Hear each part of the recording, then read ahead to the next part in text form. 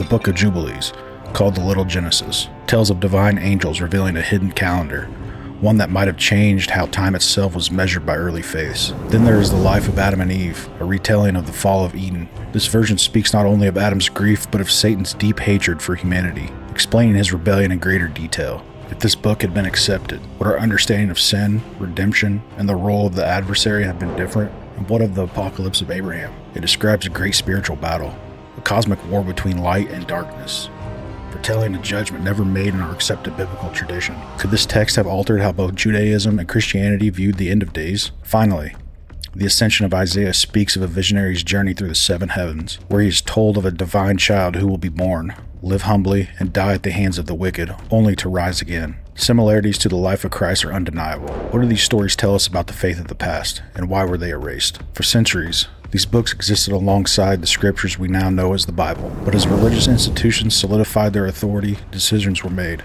Decisions that determined what would be considered the Word of God and what would be cast aside. The Jewish authorities of the 1st century AD saw many of these texts as too mystical, too unstructured, or too divergent from Mosaic law.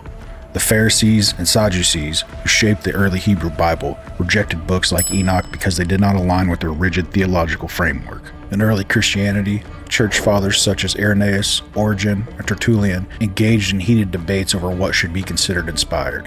While some found value in these lost books, others saw them as dangerous.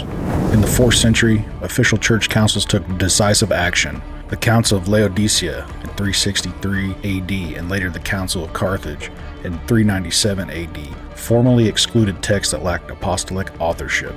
Their decision would shape the structure of the Bible for the next 1,000 years. Were these books truly heretical, or did they challenge those in power? In 1947, history took an unexpected turn. In the caves of Qumran, near the Dead Sea, a shepherd discovered what would become one of the greatest archaeological finds of all time, the Dead Sea Scrolls. Among the scrolls were portions of nearly every book of the Hebrew Bible.